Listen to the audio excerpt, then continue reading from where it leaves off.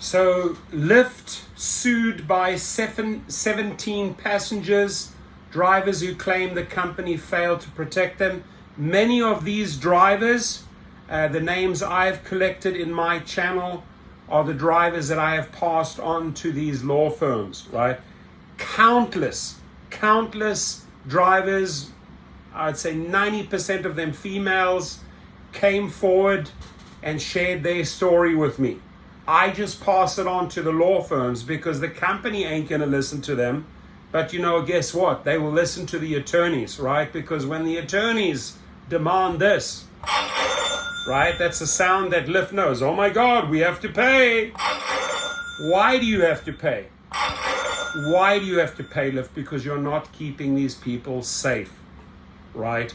So I have turned from the biggest driver recruiter that these companies have ever come across, right, through 8,500 videos, to one of the biggest recruiters of drivers and delivery drivers for lawsuits. I now represent 9 law firms around the country, and I'm proud of it, right, because these people need to get paid. Because this here, my friend, is bullshit, and they've turned their backs on you all the time. They are not taking care of you. They are not paying you. They are not addressing safety. They are not addressing sexual harassment. And guess what? We are coming after you, right? So attorneys say the alleged incidents occurred across a number of states, include sexual and physical assault, right? And it's both ways. It's riders that have been sexually assaulted and drivers. Don't get me wrong. This is not just riders. It is also drivers. Lyft is facing legal action filed by 17 passengers in this case, and drivers who claim they were sexually or physically assaulted while using the rideshare platform. And more law firms can come to me. I will supply you with endless names of people that want to join lawsuits. Lyft has created a national crisis. Adam Wolf, partner at Pfeiffer, Volfcar, Kane and Conway and Wise, the firm that filed the lawsuits and arbitration claims, said at a press conference Wednesday. I have many more names. Just call me up. This is happening everywhere. It can and will happen wherever Lyft is operating, because the systemic failure, it cuts to the very core of how Lyft does business. Amen. Thank you for understanding, law firm.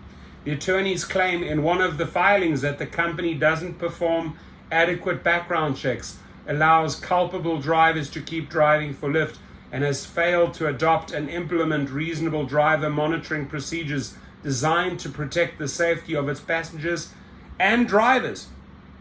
In an emailed response to the allegation, Lyft spokesman Gabriela Condarso Casera said the company is committed to helping keep drivers and riders safe. Bullshit. Absolute bullshit, Gabriela. And you know it. Gabriela, you know it. That's bullshit. Pull your head out of your ass, Gabriela, and start speaking the truth, right? Our goal is to make every Lyft ride as safe as possible, BS, and we will continue to take action and invest in technology. You're not investing in technology. You don't want to spend a cent on technology when it comes to safety. Your track record speaks for itself, Gabriela. So stop lying. Year after year, you've had the chance of saving people, saving them from sexual harassment, saving lives, saving carjacking, saving murders, saving stabbings. You've done nothing. You have done absolutely nothing. You're fast asleep. And fact is, Gabriela, you refuse to spend money. That's a fact. So Lyft contended in the statement that the attorneys made a number of false or misleading claims. I don't think so. When discussing the cases during the Wednesday press conference, the company pointed to a number of its safety features, including its partnership with ADT. Give me a fucking break. The partnership with ADT. What, all of a sudden you've heard of ADT? Come on, man. We've had 911 forever. That's who we call when the shit hits the fan. We don't go for in-app help because it doesn't work. Right? They refused to address the core issues, and I've mentioned them in hundreds of videos before. Tracy Cohen, partner at Fife Evolve, said during the press conference that while Lyft claims that its drivers can decline any ride they like, the company consistently refuses to give drivers the information they need to avoid a dangerous ride. Thank you and amen. Adding that Lyft should implement things like more comprehensive background screenings and put dash cameras in every car.